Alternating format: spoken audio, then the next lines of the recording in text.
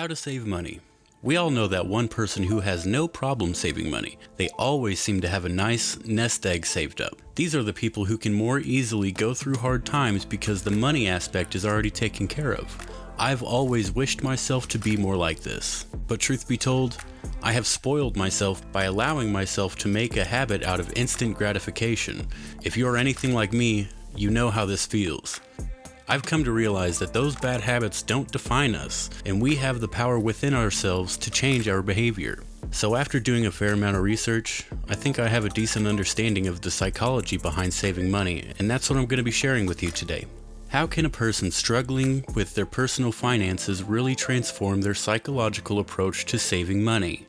This question is all the more important when you consider the importance of healthy finances in relation to our mental health. A survey by the American Psychological Association, for example, found that some 72% of Americans felt stressed about money at least once in the prior month. 72%, guys. Thankfully, there's now enough research to begin answering these questions. Behavioral economics and psychological research offers some interesting theories on how we can use the workings of our brains to adopt a savings mindset.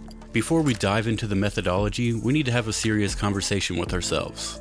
We can always think of several explanations that we, including myself, give for not being able to save money. We have to be real with ourselves and recognize that these are merely excuses. Most of the time, not even logical. When we excuse ourselves with we don't save because we don't earn enough, or we excuse ourselves because of the rising prices, in most cases, we're likely only offering a loose rationalization rather than a truthful explanation. The real reasons why we don't save are hardly ever economic in nature. More often than not, it is psychological. One of these reasons why we don't save is because we cling to the fantasy that things will somehow improve without us changing something in our behavior. That regardless of our efforts, things will get better over time.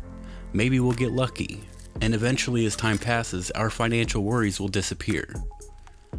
This type of wishful thinking relies on what psychologists call false optimism, defined as a distorted image of the future that bears no relation to the available evidence. The reason we do this is because it's very easy for us to convince ourselves that there's no need to go through the burden of trying to save money, when down the road, things are bound to work out in our favor anyways. We who refuse to see clearly have been afflicted with what's known as Peter Pan syndrome. We refuse to take responsibility for our future, and to put this bluntly, we assume, just like a child, that our worries will all get sorted out by the adults in our lives. Now this might sound harsh, but you have to remember that I'm speaking to myself as well, even more so really, as I tailored that as if I was talking to myself in the mirror. So now that we're on the same page, check this out. We begin with taking the actual task into question. Is there a way to motivate ourselves to where we are consistently putting money aside? Thankfully, yes, and it's more simple than you might think. Let's begin with automatic payments. Automatic payments takes us completely out of the process, so we don't need to rely on ourselves to manually make the transfer.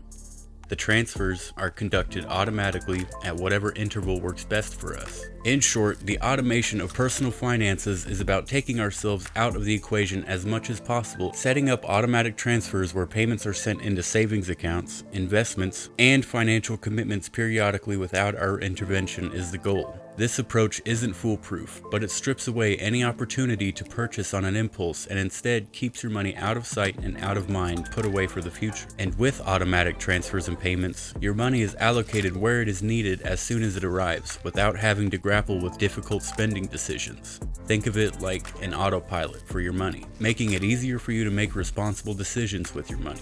Not only should this reduce stress levels and time devoted to managing your money, but evidence from psychological studies suggests that you will actually save greater amounts over the long term. For example, research from Roy Baumeister and his colleagues at Case Western Reserve University concluded that our willpower can become fatigued, and when our willpower becomes fatigued, we are more likely to overspend and make less responsible financial decisions. The role that automation plays to help our finances is is to help us make responsible decisions with our money by mitigating the risk posed by willpower fatigue. Automation doesn't mean you can just let it go unattended. However, setting up a proper system for tracking your personal finances can also act as an impetus for psychological change. Checking balances regularly, understanding your net worth, and holding yourself accountable based on those figures can foster significant financial benefits.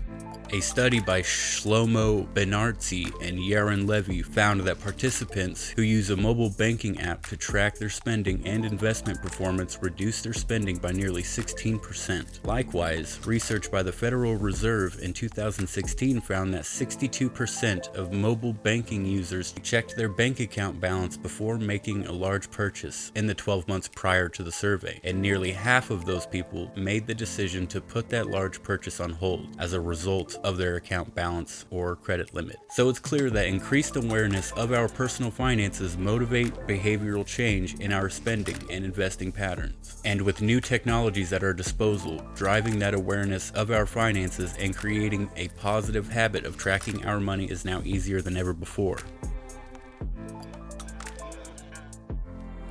Automating and tracking your finances are great ways to manifest a savings mindset. In addition to them, we need to be setting more reachable goals, more often rather than one extreme goal one time. Our saving habits can fall away as our motivation wanes, and if we don't see progress towards that one massive goal, we are more likely to become demotivated, leading us to fall back into bad spending habits. Forming and achieving smaller, more specific goals can therefore play a crucial role in sustaining motivation and ingraining new habits. Charles Duhigg explains this brilliantly in his book, The Power of Habit.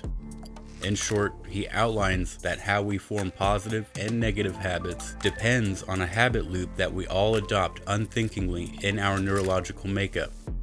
These habits are fortified by associative rewards and can only be formed through the adoption of particular behavior patterns. Of course, in order to form these new behavior patterns, there must be some underlying motivation to behave, and that's where goal setting comes in. The achievement of goals has been shown to have a positive impact on savings motivation. Our brains produce higher levels of dopamine upon achieving our short-term goals, which acts to reinforce new behavioral patterns. This is the basic philosophy. It's simple, it's habit forming, and it's straight to the point. I believe that people can change their behavior, especially if they're helped to do so. And if I could for a moment introduce you all to a technique that many psychologists and even financial consultants use to help persuade people into saving money.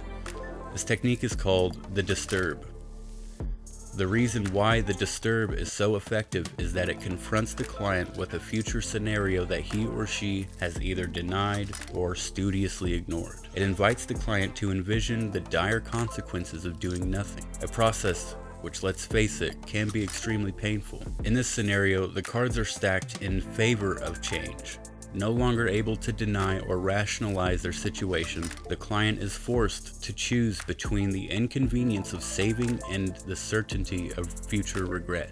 And when given this choice, most clients should opt for saving, which paradoxically becomes the least painful option on the table in the long run. It follows from this that those clients who have neglected their finances, or who have a particularly vivid imagination, or who are prone to regret, are the ones who are most likely to succumb to the Disturb. When somebody who has traditionally neglected their finances decides to commit to a savings regimen, it doesn't mean that their core personality will change overnight. It does mean, however, that certain aspects of their personality, like the ability to cope with disappointment and regret, will come to the fore and encourage them to make a change and to save money. And that's just it. When we begin to make positive changes in our lives, they more often than not begin affecting other aspects of our lives. So chances are, if we make good financial decisions a habit, it might very well spill into the rest of our lives, causing a domino effect of positivity.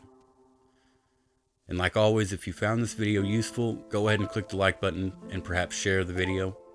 Likewise, if you aren't chicken, go ahead and subscribe. And please, if you have any comments or criticism, feel free to start a conversation down in the comments below. That way we might all learn from it. Your opinions are valuable, and I appreciate you for watching. Take care.